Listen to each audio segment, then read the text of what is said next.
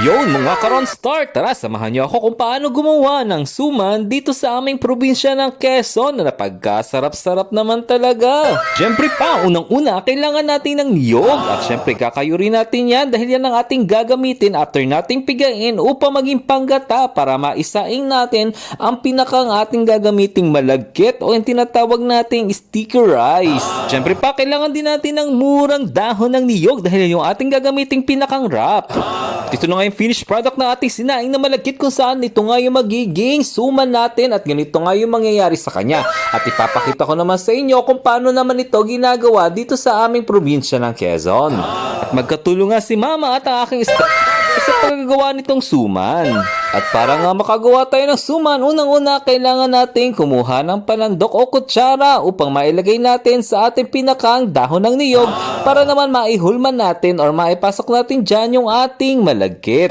Next naman natin gagawin ay kukuha tayo ng panali at papaikot-ikutin natin yan dito sa ating dahon ng niyog kung saan sa loob niya ay nandun na nga yung malagkit upang hindi siya sumabog kapag niluto. Dito nga sa aming lugar ay nakasanayan na namin na gumamit ng straw, yung galing po yan sa pinakang sako kung saan yan po yung aming ginagamit na panali. Yung iba naman po ang ginagawa po nila panali ay yung galing sa dahon ng buli o yung iba naman ang kanilang ginagawa ay yung mismong sa dahon po ng niyog, yan yung kanilang ginagawa pinapaikot para maging panali.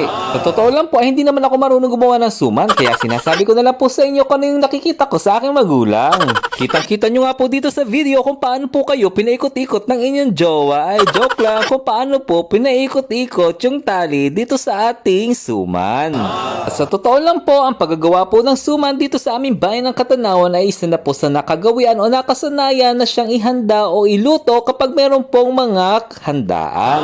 Yung mga tinatawag natin mga pagdiriwang or special occasions.